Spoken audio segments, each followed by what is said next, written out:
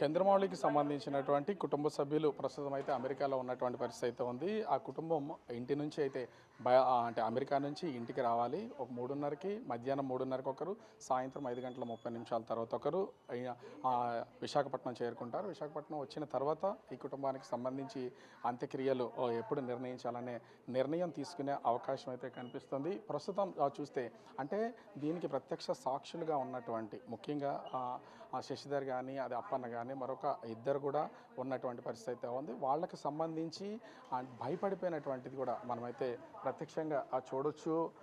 ముఖ్యంగా ఏంటి అంటే అటు అప్పన్న ఫ్యామిలీ కానీ అదేవిధంగా ముఖ్యంగా శశిధర్ ఫ్యామిలీ కానీ రెండు ఫ్యామిలీస్ ఆ క్షణంలో వణికిపోయినటువంటి పరిస్థితి కనిపిస్తుంది. వాళ్ళకి సంబంధించి అక్కడ ఏం జరిగింది ఏంటనేది కూడా వాళ్ళు చెప్పడానికి కూడా భయపడుతున్నటువంటిది. ఇప్పటికే మంత్రి వీరాంజనేయ స్వామి అదేవిధంగా ముఖ్యంగా చూస్తే పిసిసి అధ్యక్షురాలు వైఎస్ షర్మిల వీళ్ళిద్దరూ కూడా ప్రస్తుతం అయితే విశాఖపట్నం వచ్చే అవకాశం అయితే కనిపిస్తుంది. మరి కొద్దిసేపట్లో మంత్రి డోల బాలరాంజనేయ స్వామి చెక్ని అందిస్తారు. ఎందుకంటే ప్రభుత్వం ఇది నష్టపరిహారం కాదు, కానీ ప్రభుత్వం నుంచి అందిస్తున్నటువంటి ఒక భరోసా అని సీఎం చంద్రబాబు ప్రకటించినటువంటి పరిస్థితి అయితే ఉంది. సో ఈ నేపథ్యంలోనే ప్రస్తుతం మరికొద్దిసేపట్లో మంత్రి స్వయంగా వెళ్ళే అవకాశం అయితే ఉంది. రేపు అంత్యక్రియలు జరుగుతాయి అని ప్రస్తుతం అయితే వీళ్ళు చెప్తున్నటువంటి పరిస్థితి అయితే ఉంది. కుమార్తెలు వచ్చిన తర్వాత అంత్యక్రియలను నిర్వహించడానికి అవకాశం అయితే కనిపిస్తుంది. ముఖ్యంగా చూస్తే వీళ్ళకి సంబంధించి ఈ ప్రభుత్వ లాంఛనాలతో ఈ అంత్యక్రియలను నిర్వహించాలని ఇప్పటికే ప్రభుత్వం కూడా నిర్ణయించినట్లుగా మనకైతే సమాచారం అవుతుంది. దీనికి సంబంధించినటువంటి ఏర్పాట్లు అయితే చేశారు. ముఖ్యంగా చూస్తే వాళ్ళకి సంబంధించి ప్రస్తుతం మృతదేహాన్ని ఫ్రీజర్ బాక్స్లో ఇక్కడ ఒక ప్రైవేట్ హాస్పిటల్లో ఉన్నటువంటి ఫ్రీజర్ బాక్స్లో ఉంచారు. కుటుంబానికి సంబంధించి అనేక మంది పరామర్శించడానికి వస్తున్నటువంటి పరిస్థితి అయితే ఉంది. వాళ్ళు పరామర్శించి ఎందుకంటే నిన్న మొన్నటి వరకు కలిసి ఉన్నటువంటి వాళ్ళు అందరూ కూడా మాతో చక్కగా ఉన్నారు, కలిసిమెలిసి తిరిగారు, కలిసిమెలిసి మాట్లాడేవారు, వాకింగ్కి వచ్చేవాళ్ళు. కానీ ఈరోజు ఇలా హఠాత్తుగా టెర్రరిస్టుల చేతుల్లో చనిపోవడం అనేది మేము జీర్ణించుకోలేకపోతున్నామని కుటుంబ సభ్యులు చెప్తున్నటువంటి పరిస్థితి అయితే ఉంది. అదేవిధంగా స్నేహితులు బంధువులు కూడా చెప్తున్నటువంటిది అయితే మనం చూడొచ్చు. ఒక్కొక్క ఫ్యామిలీలో ఒక తెలియని భయాందోళన ఈవేళకి కూడా వాళ్ళని వెంటాడుతుంది అనేది వాళ్ళు చెప్తున్నటువంటిది అయితే కనిపిస్తుంది. ముఖ్యంగా చూస్తే అటు కుటుంబ సభ్యులు అదేవిధంగా స్నేహితులు కూడా ఈవేళ చంద్రమౌళి చనిపోవడం అనే దాన్ని జీర్ణించుకోలేని పరిస్థితి అయితే ప్రస్తుతం కనిపిస్తుంది. సో అంటే కుమార్తెలు రావాలి కాబట్టి కుమార్తెలు వచ్చిన తర్వాత వీళ్ళకి సంబంధించి నిర్ణయం అయితే తీసుకుంటారు. ఎప్పుడు ఈ దహన సంస్కారాలు చేయాలి అనేదాన్ని అంతిమ సంస్కారానికి సంబంధించి ఒక నిర్ణయం అయితే తీసుకునే అవకాశం అయితే కనిపిస్తుంది. కుటుంబ సభ్యులు ప్రస్తుతం అయితే ఒక్కొక్కరిగా వివిధ ప్లేసెస్లో నుండి వస్తున్నటువంటి వాళ్ళు, అతనితో కలిసి బ్యాంకింగ్లో వర్క్ చేసినటువంటి వాళ్ళు అందరూ వస్తున్నటువంటి పరిస్థితి అయితే కనిపిస్తుంది. సో వచ్చినటువంటి వాళ్ళందరూ కూడా చంద్రమౌళి ఇలా టెర్రరిస్టుల చేతిలో హత్య గావించబడ్డారనే ఆ విషయం తెలిసి వాళ్ళంతా రోధిస్తున్నటువంటి దాన్ని చూడొచ్చు. ముఖ్యంగా ఏంటి అంటే కుటుంబ సభ్యులు ఉన్నటువంటి దానికి సంబంధించి చాలా భయానికి గురైనటువంటిది కూడా ఉన్నటువంటి పరిస్థితి అయితే ఉంది. ఇవాళకి దానిలో నుంచి తేరుకున్నటువంటిది అయితే లేదు. అతని వైఫ్ అంటే చంద్రమౌళి వైఫ్ నాగమణి కూడా ఈవేళ అందులో నుంచి బయటికి రాకుండా ఉన్నటువంటిది అయితే ఉంది. ఇంకా ఒక ట్రాన్స్లోనే అసలు ఏం జరిగింది ఏంటనేది తెలియదు. 2 రోజుల నుంచి కూడా పూర్తిగా ఒక నీరసానికి అయితే వచ్చేసినటువంటి పరిస్థితి అయితే కనిపిస్తుంది. ఏం చేయాలి ఏంటి అనేది దిక్కుతోచనటువంటిది ప్రస్తుతం ఆ కుటుంబంలో కూడా కనిపిస్తుంది. 68 సంవత్సరాల వయసులో అటు చంద్రమౌళి నాగమణి ఇద్దరు కూడా విహారయాత్రలకు వెళ్ళారు. ముఖ్యంగా చూస్తే రేపు 16వ తేదీనే వాళ్ళ కుమార్తెను చెన్నైలో అమెరికా వెళ్ళడానికి దించి అక్కడి నుంచి వాళ్ళు 18వ తారీఖున బయలుదేరి కాశ్మీర్ అయితే వెళ్ళడం అయితే జరిగింది. పహల్గాంలో జరిగినటువంటి ఈ దాడికి సంబంధించి ముఖ్యంగా టెర్రరిస్టులు ఒక్కసారిగా అటాక్ చేశారు. వాళ్ళు అటాక్ చేసిన తర్వాత జరిగినటువంటి ఈ ప్రమాదానికి సంబంధించి చంద్రమౌళిని కోల్పోవడం అనేది ఇవాళ తీవ్ర నిరాశకు గురవుతున్నటువంటి పరిస్థితి కనిపిస్తుంది. ప్రస్తుతం ఈ ఫ్యామిలీకి సంబంధించి శశిధర్ గారి వైఫ్ కూడా ఇక్కడ ఉన్నారు. ప్రత్యక్షంగా పాల్గొన్నటువంటి శశిధర్ గారి వైఫ్ ప్రస్తుతం మనమైతే చూడొచ్చు. ముఖ్యంగా ఎందుకు అంటే దీనిలో ప్రత్యక్ష సాక్షులు శశిధర్ గారు, అప్పన్న గారు ఫ్యామిలీ, అదేవిధంగా శశిధర్ గారి ఫ్యామిలీ. ముఖ్యంగా చూస్తే వీళ్ళతో పాటు మీరు శశిధర్ గారు, తర్వాత అప్పన్న గారు, వాళ్ళ వైఫ్ చంద్రమౌళి గారు, నాగమణి గారు అందరూ కలిసారు. అసలు ఆ క్షణంలో ఏం జరిగింది ఏం చెప్పగలరా మీరు? ఆ క్షణంలో ఏం జరిగిందంటే మాకు ఊహించలేకపోతున్నామండి అసలు. వాళ్ళు వచ్చేసారండి సడన్గా, గన్ షూట్ సౌండ్ వినబడింది. ఈయన అలర్ట్ అయ్యి, రండి ఇక్కడ ఏదో ప్రమాదం జరుగుతుంది, మనం ఇక్కడి నుంచి తప్పించుకొని పారిపోవాలి అని చెప్పారండి. మాకు అసలు ఒక క్షణం కాళ్ళు చేతులు వణికిసాయండి. ఏంటి చేయాలో మాకు అర్థం కాలేదు. పారిపోవడానికి కూడా దారి లేదండి అక్కడ. మొత్తం చుట్టూ వాతావరణం ఎట్లా ఉందండి అసలు అక్కడ? అక్కడ చాలా బాగుందండి, పైన ప్రశాంతమైన వాతావరణం అండి. ఒకవైపు అంతా ఫుడ్ కోసం అంతా వాళ్ళు ఇవి వేసి పెట్టారు. ఆ చివరి టాయిలెట్స్ ఉన్నాయండి. మేము ఫుడ్ దగ్గర ఆగకుండా ఆ టాయిలెట్ వరకు వెళ్ళామండి. దానివల్ల మాకేమైందంటే మేము సేవ్ అయ్యామండి. వాళ్ళు వస్తూనే ఆ ఫుడ్ దగ్గర ఉన్న వాళ్ళని అటాక్ చేశారండి. అంటే అసలు ఎంతమంది వచ్చి ఉంటారని ఏమైనా అంచనా, అంటే ఒక లెక్క? ముగ్గురులాగా అనిపించారండి, మాకైతే ముగ్గురు అనిపించారండి. వచ్చిన వాళ్ళైతే ముగ్గురే. అంటే మీరు ఏ సమయంలో అక్కడికి వెళ్ళారు? అక్కడికి వెళ్ళిన తర్వాత వెంటనే జరిగింది ఏమైనా సమయం? మేము 1 గంటకి వెళ్ళామండి. 1 గంటకి చేరాము. చేరితేనేమో వీళ్ళు ఏమన్నా తింటారా తాగుతారా అని మాకు అడిగారు. మేము ముందు టాయిలెట్కి వెళ్ళొచ్చినాకే తాగుతాం, మాకు ఇప్పుడేమి వద్దు అని చెప్పామండి. అంటే సరే అని అటువైపు తీసుకెళ్ళారు. ఫోటోషూట్కి కూడా పాపం చంద్రమౌళి గారు ఒక మనిషిని తెచ్చారండి కిందనండి. మంచి లొకేషన్ మేడం, ఫొటోస్ తీస్తాను ఆగండి అన్నాడు. మాకు ఇప్పుడు ఫొటోస్ కాదు, ముందు మేము అటు వెళ్ళాలి అని చెప్పి అటు వెళ్ళామండి. ఒకళ్ళు వెళ్ళారు, రెండో వాళ్ళని వెళ్ళడానికి రెడీ అయ్యాము, గన్ను వినిపించిందండి. ఏంటి ఇక్కడ ఏం జరుగుతుంది అంటే, ఏంటి సౌండ్, ఏమన్నా కొండల్లో ఏమైనా జరుగుతుందా అనుకుని మేము ఇంక ఇలా చూస్తున్నామండి. ఇలాగా అరుపులు కేకలు వినిపించాయండి. ఈయన అన్నారు, లేదు ఇక్కడ ఏదో డేంజర్లా ఉంది, మనం ఇక్కడి నుంచి పరిగెట్టాలి అన్నాం. మేము అందరం బాత్రూమ్ వెనక్కి దాక్కున్నామండి. ఒక 50-60 దగ్గర ఒక 100 వరకు ఉంటామేమో తెలీదు. అందరూ ఒక 2 బాత్రూమ్లో ఒక చిన్న కూర్చోడానికి ఒక అబ్బాయి ఒక రూమ్ కట్టుకున్నాడు. ఆ వెనక్కి దాక్కున్నామండి. ఈలోగా ఒకడు అక్కడి నుంచి రావడం కనిపించిందండి. కనిపించేటప్పటికి అమ్మో ఇటువైపు వస్తున్నాడు, ఇక్కడి నుంచి పారిపోవాలంటే ఆ ఫెన్సింగ్ కింద చిన్నది ఉందండి.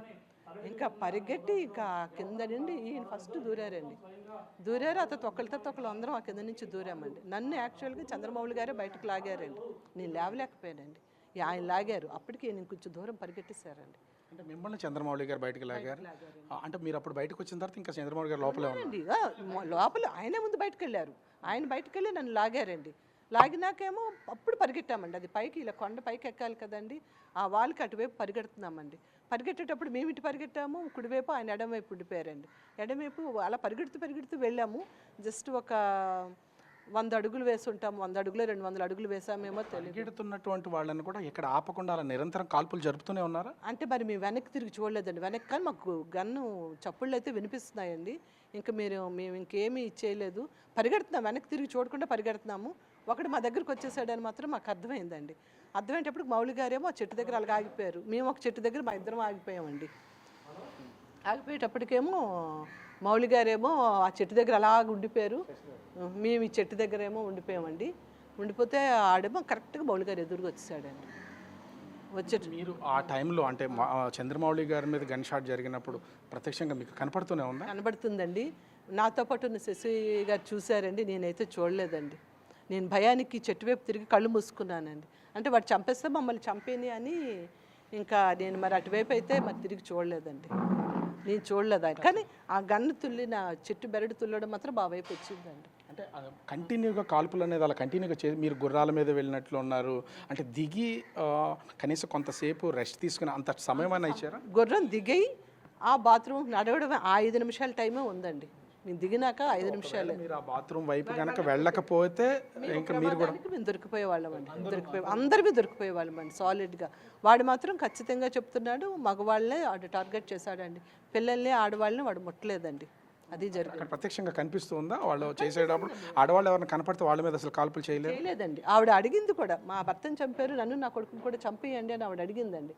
అడిగితే లేదు మేము అలా చేస్తే మీరు వీడియోలో గట్టి చేసి బయటకు రిలీజ్ చేస్తారు, మేము ఇలాంటి వాళ్ళమని, మాకు అది అవసరం లేదు అన్నాడు. కానీ ఇప్పుడు మాత్రం వాళ్ళు ఏంటి మంచి ఇది ఇచ్చారండి బయటికి, అంతే కదా. వాళ్ళు చంపడం వల్ల వాళ్ళు గవర్నమెంట్కి ఏంటి ఇస్తున్నారండి వాళ్ళు అక్కడ భీకరమైనటువంటి సంఘటన మీరు చూసారు, చూసినప్పుడు అసలు ఊహించగలిగారా? ఎందుకంటే ఆహ్లాదంగా ఎలా ఊహిస్తామండి అలాంటి పరిస్థితిని, అసలు ఎవ్వరు కూడా కల్లో కూడా అలాంటి ఊహించమండి. అసలు సినిమాలు చూస్తేనే భయపడి కళ్ళు మూసుకునే మనుషులు మేము. అలాంటిది చూసేటప్పటికి ఆ వణుకు అది మాకు ఎలా ఉందంటే మరి మీ మాటలతో నేను చెప్పలేనండి సార్. అది మరి ఆ భయాన్ని వర్ణించలేము. 18వ తారీఖున వెళ్ళారు. 18 నుంచి ఆహ్లాదకరంగా గడిచినటువంటి మీ విహారయాత్ర ఒక్కసారిగా ఇది ఇలా ఈ సంఘటన చూసేసరికి చాలా బాధగా ఉందండి. అసలు మాలో ఒక మనిషి ఇంత ప్రోగ్రామ్ ప్లాన్ చేసిన మనిషి వెనక్కి రాకపోవడం అనేది మాకు ఇంక చెప్పలేనంత బాధగా ఉందండి సార్. అది పాపం ఆయన్ని మళ్ళీ మేము మా కళ్ళెదురుగా ఆయన అలాగ అయిపోవడం అనేది అంత దారుణం అండి. అది వాళ్ళు మరి ఇంక చెప్పలేను సార్. అది మీరు చంద్రమౌళి గారి కుటుంబం అంటే నిరంతర కొలీగ్సా లేకపోతే ఫ్యామిలీ ఫ్రెండ్స్ అండి, ఫ్యామిలీ ఫ్రెండ్స్ అండి. మేము ఫ్యామిలీ ఫ్రెండ్స్ ఎక్కువసార్లు టూర్లకు వెళ్తూ ఉంటామండి కలిసి. అందుకోసం కళ్ళ ముందే నాగమణి గారు కూడా మీతోనే ఉన్నారు ఆ క్షణానికి సంబంధించి. కొంచెం దూరంగా ఉన్నారు. నాగమణి గారు ఇమీడియట్గా మౌళి గారు పక్కన లేరండి. మేమే ఆయన కొంచెం దగ్గర ఉన్నాము, ఆవిడ ఇంకొంచెం దూరంగా ఉన్నారండి ఆవిడ. అదండి. ఇక్కడ శశిధర్ గారు ఉన్నారు. అంటే శశిధర్ గారు ఈ సంఘటన జరిగినటువంటి సందర్భం కూడా చూస్తే ఒకవేళ సడన్గా ఒక్కసారి వచ్చారు అంటే మీ మిస్సెస్ ముగ్గురు ఉన్నారని చెప్తున్నారు. ఇంకా వేరే ఎవరన్నా ఒకే వైపు నుంచి వచ్చారా లేకపోతే 2-3 వైపుల నుంచి గుమ్ము కూడా వచ్చినట్లు ఏమైనా అనిపించిందా? మాకు అది తెలియలేదు. ఎందుకంటే ఆ ఉన్న ప్లేస్ అంటే ఒక పెద్ద మైదానం లాంటి స్థలం అండి. దాని ఒకవైపు ఒక 2-3 గోల్ఫ్ కోర్టులు కలిసి ఉంటే అట్లా ఉంటుందండి పచ్చిక బయలుతో. ఒకవైపు అంతా పెద్ద పైన్ ట్రీస్ ఉన్నాయి. ఆ పైన్ ట్రీస్ వెనుక వైపు హిమాలయస్ ఉన్నాయండి. ఆ సీనరీ అక్కడికి మేము ఇలా వెళ్ళి ఆ ప్రక్కనే చిన్న షెడ్లు వేసి క్యాంటీన్స్ షాప్స్ ఉన్నాయి. అందరూ అక్కడ తింటున్నారు. మేము తిందాం అనుకుని టాయిలెట్కి వెళ్ళి తిందాం అని చెప్పి ఒక 100-200 మీటర్ల దూరంలో టాయిలెట్స్ ఉంటే అక్కడికి వెళ్ళామండి. వెళ్ళి 5 నిమిషాలకి వెళ్ళాము. ఇంకా అందరిలో ఆయన ముందు వెళ్ళారు, మిగిలిన ఇద్దరు టాయిలెట్కి వెళ్ళి బయటకు వచ్చేసరికి గన్ షాట్స్ 2-3 వినబడ్డాయి. గన్ షాట్ వినబడితే ఏమైనా అక్కడ ఎవరైనా లోకల్గా పక్షులను లేకపోతే వీటిని హంటింగ్ చేస్తున్నారేమో అనుకున్నాం. ఆ తర్వాత మళ్ళీ ఒక 3-4 షాట్స్ వినబడినాయండి. అప్పుడు చూసేసరికి క్యాంటీన్స్ దగ్గర నుంచి ఆడవాళ్ళ అరుపులు వినబడుతున్నాయి.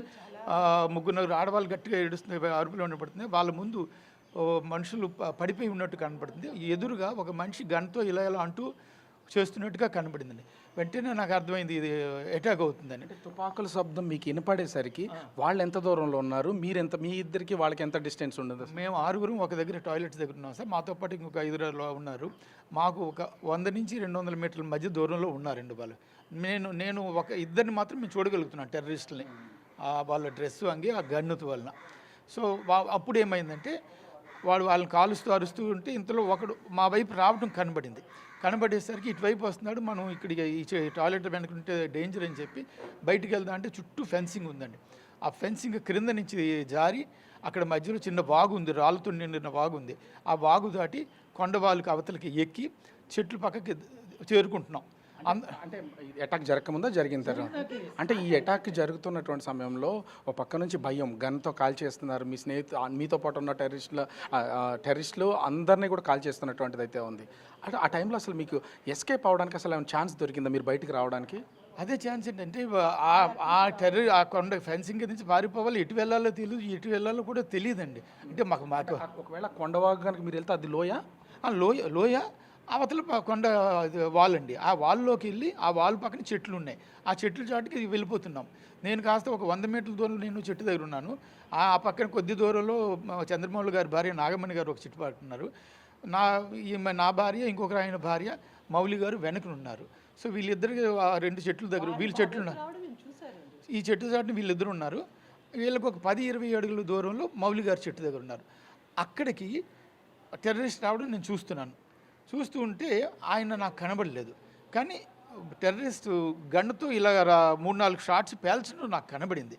2 అడుగులు వేసి వీళ్ళ ఆడవాళ్ళ వైపులు రావడం చూసి మళ్ళీ అది కనబడింది. మళ్ళీ వాడు వెనక్కి వెళ్ళిపోయాడు. అమ్మ అయితే మన వాళ్ళకి ఏమీ జరగలేదని నేను అనుకున్నాను. ఎందుకంటే నాకు మౌలి గారు పడిపోయిన సంగతి నాకు కనిపించలేదు అసలు. మౌలి గారు చనిపోవడం కానీ అంటే ఇప్పుడు మీ వైఫ్ మా వారు చెప్తున్న దాని ప్రకారం ఈవిడ్ని ఆ ఫెన్సింగ్లో నుంచి బయటికి లాగిన తర్వాత ఆయన బయటికి రాలేకపోయారా? ఆయన కూడా ఆ ఫెన్సింగ్ నుంచి ఆయన కూడా బయటకు వచ్చేసారండి. బయటకు వచ్చేసి చెట్ల దగ్గర మళ్ళీ అప్పెక్కి కొండవాళ్ళు ఎక్కి చెట్ల చాటుకు వస్తున్నాం. ఇంతలో ఎంత వేగంగా వాడు మరి మా వెనకని వచ్చాడో టెర్రరిస్ట్ మాకు తెలియలేదు.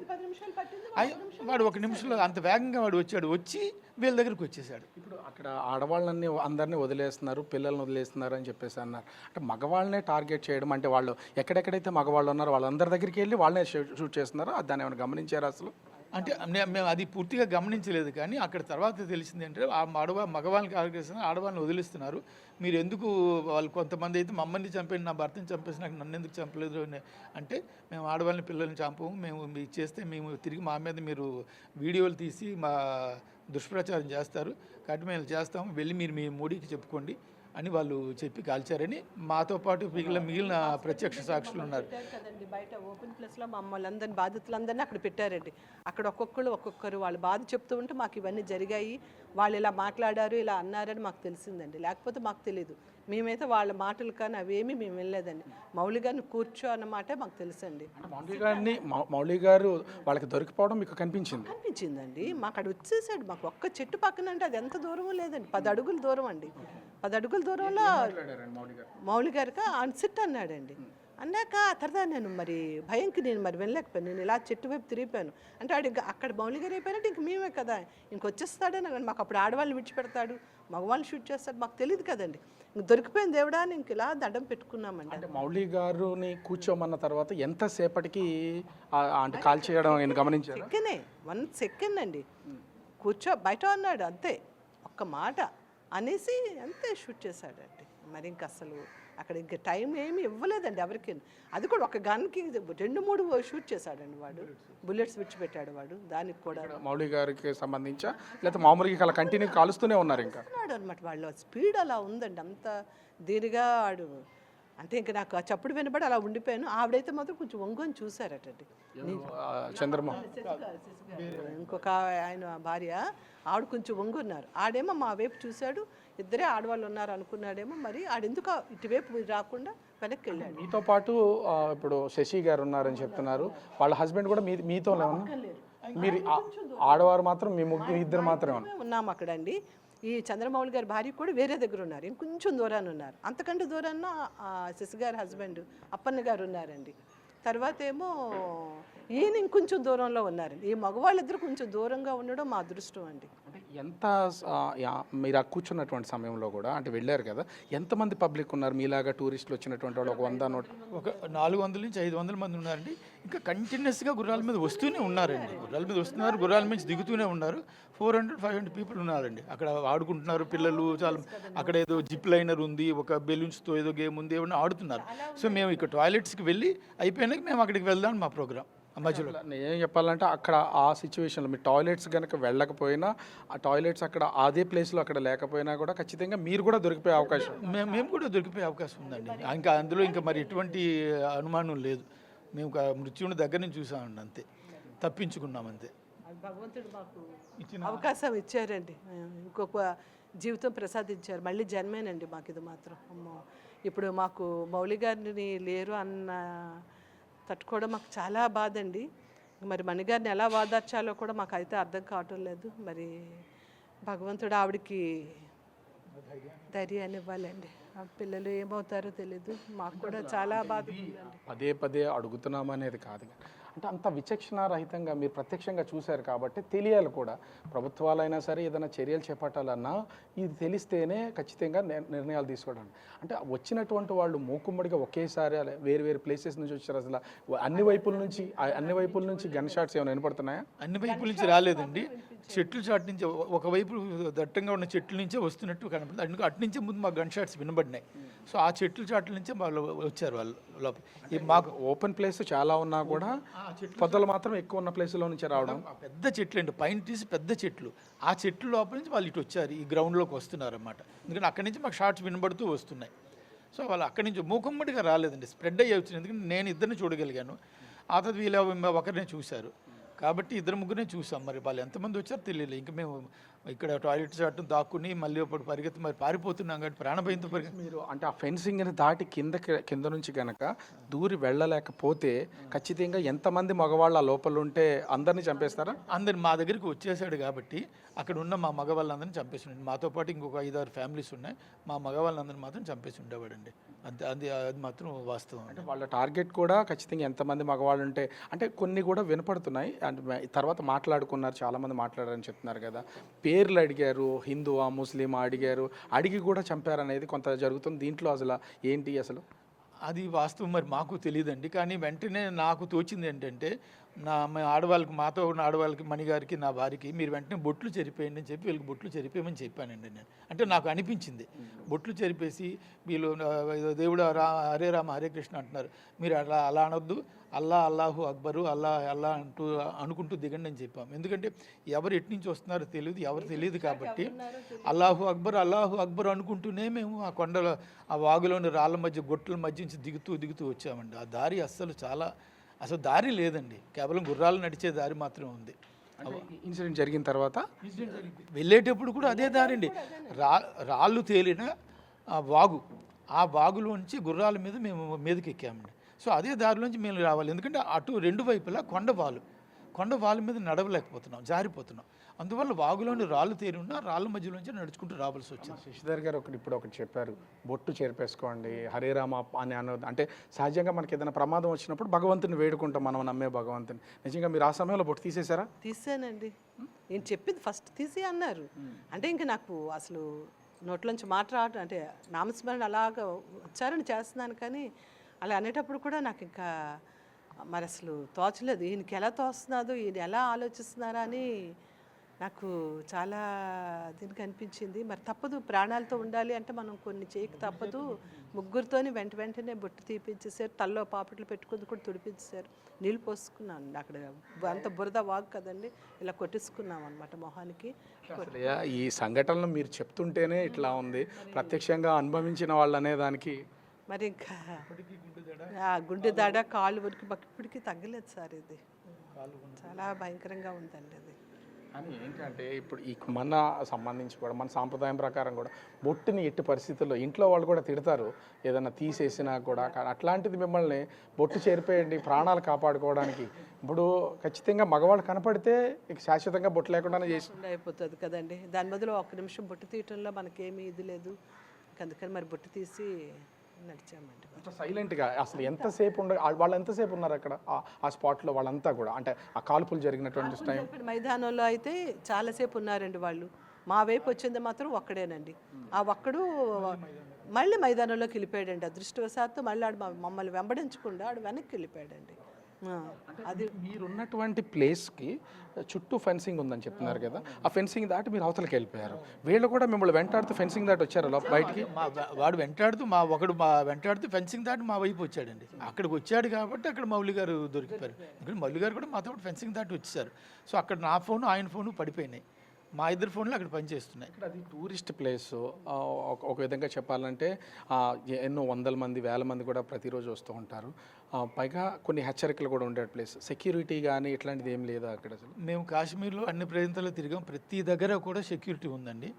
ఈ పహల్గామ్లోనే ఒక్క కానిస్టేబుల్ కూడా, ఒక పోలీస్ కూడా లేడండి మీద. అట్లీస్ట్ ఒక 3-4 పోలీసులు ఉన్నా కూడా క్రాస్ ఫైరింగ్ అయ్యి మేము దాక్కోవడానికి అవకాశం వచ్చి ఉండేది. ఇప్పుడు వాడు ఏమైందంటే ఆ టెర్రరిస్టు చాలా ఫ్రీగా నడుస్తూ అలా కాల్చుకుంటూ అలాగా ఆరాంగా కాల్చుకుంటూ వస్తున్నాడు. ఎటువంటి భయం ఇది లేకుండా ఉందంట. అందువల్ల మేమందరం హెల్ప్లెస్. మినీ స్విట్జర్లాండ్ ఇక్కడ చాలా బాగుంటుంది, మంచి వాతావరణం ఉంటుంది, రండి అని చెప్పారండి. అంటే అక్కడ ఇంతకుముందు ఏం జరగలేదని పోలీసులు మరి అలర్ట్గా లేరు, ఏం జరిగిందో తెలీదు. అక్కడ ఒక్క దగ్గరే మాకు పోలీసులు అయితే ఎవరు కనిపించలేదు. మిగతా ప్రతి చోట కూడా, వీధిలో కూడా అడుగడుగున పోలీసులు ఉన్నారండి. మీ టోటల్ టూర్ అంతా చేసుకుంటూ 18వ తారీఖుని స్టార్ట్ చేశారు, 18 నుంచి ఈ జరిగిన తేదీ వరకు కూడా ఎక్కడ ఎలాంటి ఇబ్బంది కలగలేదు. అంటే మీరు రిటర్న్ రావడానికి ఆల్రెడీ రిజర్వేషన్ చేయించుకున్నారు? అన్ని ఫ్లైట్ అన్నీ బుక్ మేము వైష్ణోదేవికి వెళ్తామండి. నెక్స్ట్ నిన్న మేము వైష్ణోదేవికి వెళ్ళాలి. శ్రీనగర్ టు జమ్మూకి మాకు టికెట్ అయిపోయిందండి. జమ్మూ టు కాట్రాకేమో మరలా వాడి వెహికల్ కూడా అన్నీ అరేంజ్ చేసుకున్నామండి. మేమైతే అవన్నీ మేము రెడీ చేసుకున్నాము. ఒకవేళ అంటే మీరు అక్కడికి వెళ్ళినటువంటి సమయంలో ఇంకా ఎంతసేపట్లో మీరు బయటకు వచ్చేసేవాళ్ళు అసలు మామూలుగా? మేము లేదు 1 అవర్ అయినా ఉండేవాళ్ళు. ఫోటోషూట్ అవుతుంది, ఏదో తింటాము, కొంచెం చుట్టూ వాతావరణం ఉందంటే కొంచెం తిరుగుతాం కదండి. కనీసం ఒక 1 అవర్ అక్కడ స్పెండ్ చేసి ఉండేవాళ్ళం ఈజీగా అయితేను. ఇంకా అసలు మాకు ఏ అవకాశం లేదండి. గుర్రం దిగటం మేము ఇంకా అబ్బాయి ఆగండి అమ్మా ఫోటో తీస్తానన్నా మేము ఇంకేం ఒక్క ఫోటో కూడా తీసుకోలేదు. వెంటనే అటు వెళ్ళిపోయాము. ఆ ఒక్క సెకండ్ మేము అటు వెళ్ళడం మా అదృష్టం అండి. భగవంతుడు మాకు ఆ నిమిషానికి ఎందుకు అటు పంపించారు. మీకనే కాదు, భగవంతుడు మీ హస్బెండ్లో కూడా ఉండి క్షణానుగా బొట్టు చెరిపోయింది మిమ్మల్ని. మీరు ఫస్ట్ అలర్ట్ అయింది ఆయనేనండి. ఆయన ఫస్ట్ చెప్పారు ఇక్కడ ఏదో డేంజరు, ప్రమాదం ఉంది రండి అంటే పాప మౌలి గారును అప్పన్న గారు ఇంక వెంటనే దాన్ని రిసీవ్ చేసుకోలేదండి. లేదు ఏం లేదు ఏమవుతుందని వాళ్ళు ఇంక వెనక్కి చూస్తున్నారండి. అక్కడ ఏదో కలకలం అంతా అరుపులు కేకలు అన్నీ వినిపిస్తున్నాయి. ఇంక వెళ్ళిపోదాం ఇక్కడ వద్దు అంటే మాకు దారి కనిపించట. అటువైపు వెళ్ళడానికి అక్కడే వాళ్ళు ఎదురుగా ఉన్నారు. దారి అదేనండి, అటువైపు వెళ్ళడానికి లేదు. వెనక వైపు వెళ్దామంటే అక్కడ ఫెన్సింగ్ ఉంది. ఇంకా వాడు ఇప్పుడైతే బాత్రూముల వైపు రావడం ఒక మనిషి కనిపించింది అంటే ఈయన కనిపించిందని మేము భయంకి అంత క్లియర్గా ఇటువైపు చూడలేదు. ఇటు వచ్చేస్తున్నాడు, మనం ఇక్కడి నుంచి ఎలాగైనా పారిపోవాలని ఫస్ట్ ఫెన్సింగ్ కింద దూరిపోయారండి. ఆ వెనక ఒకరి తర్వాత ఒకళ్ళు బయటికి వచ్చాము. అంత అద్భుతమైన సుందరమైన ప్లేస్లో రక్తపాతాన్ని అంటే ఆహ్లాదంగా గడపడానికి వెళ్తూ ఉంటాం ఎవరైనా వచ్చినటువంటి వాళ్ళు. అంతమంది గుంపు కింద దాదాపుగా 500-600 మంది ఖాళీ ప్లేస్లో ఉన్నారు. ఈ వీళ్ళు టెర్రరిస్టులు అటాక్ చేసినటువంటి సమయానికి సంబంధించి ఆడవాళ్ళని వదిలేస్తున్నప్పుడు వాళ్ళందరూ అక్కడే ఉన్నారు, మగవాళ్ళనే కాలుస్తున్నారనే అసలు ఐడెంటిఫై చేసి పారిపోవడానికి ప్రయత్నించే అవకాశం లేదా అక్కడ అటువంటి అవకాశం లేదండి. ఎందుకంటే దారి అంతా రాళ్ళగుట్ట దారి, ఆ దారిలోంచే పరిగెత్తాలి. ప్లస్ ఆ సమయంలో వెంటనే ఆడవాళ్ళని వదిలేస్తున్నారని కూడా మాకు పూర్తిగా తెలియదండి. వీళ్ళని కాల్చకుండా వదిలేశాడు కాబట్టి అర్థమైంది ఆడవాళ్ళని వదిలేస్తున్నాడని. ఎందుకంటే ప్రత్యక్షంగా ఇప్పుడు మీకు సంబంధించి చంద్రమౌళి గారిని చూస్తూ ఉండగానే కాల్పులు చేశారు. మిమ్మల్ని వచ్చి అంటే ఇక్కడ ఆడవాళ్ళు మాత్రమే ఉన్నారని తొంగి చూసారా మీ టెర్రరిస్ట్ మిమ్మల్ని? మా ఇద్దరం కనిపించేస్తున్నామండి, బట్టలు కనిపిస్తున్నాం, మనుషులను కూడా కనిపిస్తున్నాం. ఆడవాళ్ళమనే చూసి వదిలేశాడండి. ఎందుకంటే ఆ పక్కన ఉన్నామా సిస్గారు చూశారు, వాడు మా వైపు చూడడం ఆవిడ చూశారు, చూసి వాడు వెనక్కి వెళ్ళిపోయాడండి. అది మా ఇదండి అంతే. అసలు అంటే ఈ మొత్తము జరిగింది. అక్కడికి వెళ్ళిన తర్వాత ఎంతసేపటికి భద్రతా దళాలు కానీ ఆర్మీ వాళ్ళకి సంబంధించి అసలు ఏమన్నా వచ్చారా? కొండ నుంచి మేము కిందకి దిగుతుంటే ఒక 3/4 డిస్టెన్స్ కవర్ అయినాక అప్పుడు పోలీసులు మీదకి రావడం కనబడ్డారండి. వాళ్ళు కూడా ఇంకా మీదకి ఎంత వెళ్ళాలి అని వాళ్ళు మాకు ఎదురు అడుగుతున్నారు. అంతవరకు పోలీసులు రాలేదండి. వాళ్ళు రావాల్సింది కూడా వాళ్ళు ఈ దారిలోంచి రావాలి. సో పైన ఇవి కమ్యూనికేషన్ సిగ్నల్స్ లేవు, సో కిందకి తెలియడానికి కూడా లేదు. సో క్రిందకి ముందు కాస్త పరిగెత్తుకుంటూ మీరు ఉన్నటువంటి ఈ ప్రమాదం జరిగినటువంటి అంటే ఈ టెర్రర్ అటాక్ జరిగినటువంటి ప్లేస్లో మొబైల్ సిగ్నల్స్ కూడా పనిచేయవా అసలు కొంచెం కూడా? మాకు మరి మొబైల్ సిగ్నల్స్ పనిచేయలేదండి, మాదైతే వెంటనే పనిచేయలేదు. మరి మిగిలిన అక్కడ ఏమి ఉందో లేదో కూడా తెలియలేదండి మాకు. మీకు అసలు చంద్రమౌళి గారు చనిపోయారని ఎంతసేపటి తర్వాత తెలిసిందండి? మాకు మేము అంటే అక్కడ పడిపోయారనేది నాకు తెలుసండి. నేను క్రిందకి దిగిన వెంటనే కలెక్టర్ గారిని, ఎస్పీ గారిని, మినిస్టర్ గారిని అందరి దగ్గరికి వెళ్ళి మీరు ఫలానా దగ్గర సెర్చ్ చేస్తారు, కానీ ఫలానా ప్రాంతంలో మా మనిషి అక్కడ పడిపోయారు ఫెన్సింగ్ దాటినాక, మీరు అక్కడ చూడాలి అని చెప్పి నేను వాళ్ళని రిక్వెస్ట్ చేశాను. మధ్యాహ్నం 1:30 ప్రాంతంలో జరిగింది. మేము క్రిందకు వచ్చేసరికి 4 అయింది. అక్కడేమో రాత్రి 10 గంటలకి వాళ్ళు వీళ్ళు పిలిచి కలెక్టర్ పిలిచి మీరు బాడీస్ని ఐడెంటిఫై చేయాలి రండి అని చెప్పి నాతో వచ్చిన అప్పన్న గారిని తీసుకువెళ్ళారండి. అప్పుడు మేము వెళ్ళి బాడీని ముఖాన్ని మేము ఐడెంటిఫై చేయలేకపోయింది. ఎందుకంటే మారిపోయిందా ఫేస్ ఏమన్నా? ఎక్కడ అంటే బాడీకి సంబంధించి ఎక్కడ షూట్ చేశారో మీరు ఏమన్నా చెప్పగలరా? తలలో షూట్ చేశారండి వాళ్ళు. తలలో షూట్ చేయడం వల్ల ఏమైందంటే ముఖం షేప్ మారిపోయిందండి. దాంతో మేము వెంటనే పోల్చలేకపోయాం. ఆయన ఎర్ర కోటు వేసుకున్నారండి, ఆ కోట్ని బట్టి పోల్చామండి. మేము కూడా వచ్చింది బయటికి, ఆయన రెడ్ ఆఫ్ కోట్ వేసుకుని ఉన్నది అదే ఫోటోలో ఉన్నారా? ఆ రెడ్ జాకెట్లో ఉన్నారండి, 2-3 రోజులు రెడ్ జాకెట్లోనే ఉన్నారు. ఆ రెడ్ జాకెట్లో ఉండటం బట్టి మేము పోల్చామండి. మేము డెడ్ బాడీస్ని వెతుకుతూ ఉన్నప్పుడు ఎర్ర జాకెట్ ఉన్న మనిషి కనబడకూడదని దేవుడిని మొక్కుతూ మేము డెడ్ బాడీస్ని వెతుకుతున్నాం అండి. అవ్వకూడదు ఈయన మాకు ముఖం చూపించినా కూడా ముఖాన్ని గుర్తుపట్టలేకపోతే సరే ఈయన కాకూడదని అనుకున్నామండి. ఆయన చేతికున్న వెంకటేశ్వర స్వామి రింగు, మెడలో వేసిన చైను ఉన్నాయండి. దాన్ని బట్టి మళ్ళీ మేము పోల్చామండి. వాళ్ళ వైఫ్కి ఎప్పుడు తెలియజేశారు? మీరు తెలియజేశారా లేకపోతే ఎవరన్నా? మేము యాక్చువల్గా రాత్రి 10:10:30కి తెలిసిందండి. వెంటనే నేను అక్కడ పహల్గాం నుంచి మేము ఐడెంటిఫై చేసి బాడీస్ని అంబులెన్స్లో ఎక్కించుకొని శ్రీనగర్కి రాత్రి 12కి చేరామండి. అక్కడి నుంచి గవర్నమెంట్ హాస్పిటల్ తీసుకెళ్ళి అక్కడ మార్చి పోస్ట్మార్టం చేశారు. సో మేము వెంటనే తెలియపరచదలుచుకోలేదని ఉదయం మేము చెప్పలేదు. ఉదయం కూడా తెలియపరచుదాం అనుకుని మళ్ళీ ఉదయం తెలియపరచలేదు. ఏం చేసాం, ఆమె కాస్త తినిపించి వైజాగ్లో చెప్దామని గవర్నమెంట్ యాక్చువల్గా ఏం చేసిందంటే ఈయన భౌతిక ఆయనతో పాటు మా అందరికి కూడా టికెట్లు బుక్ చేస్తే కూడా మేమేం చేసాం అంటే ఆవిడకి తెలుస్తుంది అని చెప్పి నాతో పాటు వచ్చిన వీళ్ళ నలుగురిని వేరే ఫ్లైట్ బుక్ చేసి మీరు వేరే వెళ్ళండి.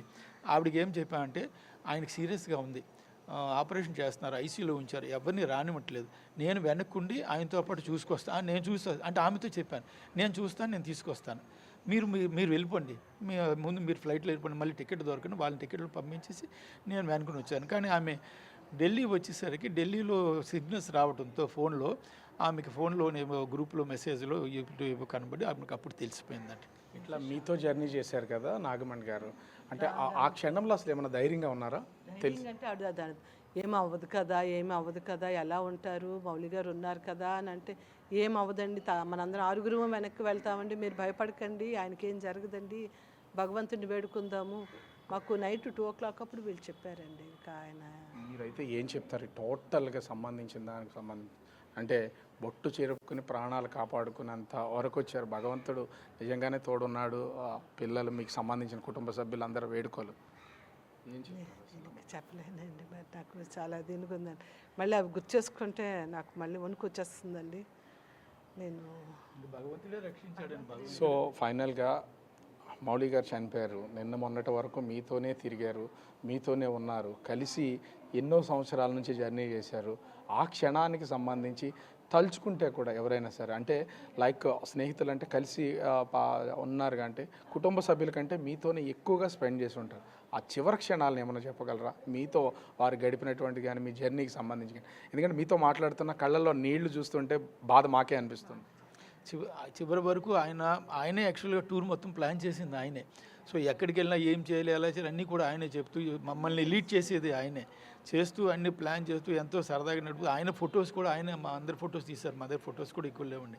అన్నీ చేయటం ప్రతిదీ ఆయన ప్లాన్ చేస్తూ చివరికి ఆయన రావటం లేదు అన్న బాధని నేను చెప్పలేకపోతున్నాను. చివరికి ఆయన భౌతికాన్ని నేనే తీసుకువచ్చానన్నది ఇంకా నేను వర్ణించలేకపోతున్నాను. అది మరి ఇంకా మేము కళ్ళు మూస్తే మాకు అదే ఇది మా ట్యాబ్లెట్లు వేసుకొని చేసుకుని అయినా చేసినా కూడా నిద్ర పట్టడం లేదు. కళ్ళ ముందు అవే మెదులుతూనే ఉన్నాయండి ఆ క్షణాలు. సో అంటే శశిధర్ గారు వాళ్ళ మిస్సెస్ చెప్తున్నటువంటి ఒక్కొక్క సంఘటన చూస్తే హృదయ విదారకమే. జరిగినటువంటి సంఘటన కళ్ళ ముందు చూశారు. ముఖ్యంగా మగవాళ్ళందరినీ కూడా కూర్చోబెట్టి కళ్ళ ముందే కాల్చి చంపినటువంటి ఈ టెర్రరిస్టుల అటాక్కి సంబంధించి ఒక్కొక్క మాట చెప్తుంటే కళ్ళంటే నీళ్ళు. అంటే ప్రత్యక్షంగా చూసిన వాళ్ళు ఎలాగుంటే దాన్ని వింటున్నటువంటి వాళ్ళు ఇలా ఉన్నప్పుడు ప్రత్యక్షంగా చూసినటువంటి వాళ్ళ పరిస్థితి ఎంత దారుణంగా ఉంటుందో అర్థం చేసుకోవచ్చు. కలిసి వెళ్ళారు, హ్యాపీగా ఎంజాయ్ చేద్దాం, తిరిగి వద్దాం అనుకున్నటువంటి వాళ్ళు వాళ్ళ స్నేహితుని చంద్రమౌళి పార్థివ దేహాన్ని తీసుకుని చివరికి ఇంటికి రావాల్సినటువంటి పరిస్థితి అయితే ఏర్పడింది. ఓవరాల్గా చూస్తే ఈ అటాక్ మమ్మల్ని భగవంతుడు కాపాడాడు, దీని నుంచి బయటపడ్డాము, కానీ మా ప్రాణ స్నేహితుడిని కోల్పోయామని శశిధర్ ఫ్యామిలీ అయితే చెప్తున్నటువంటిది కనిపిస్తోంది.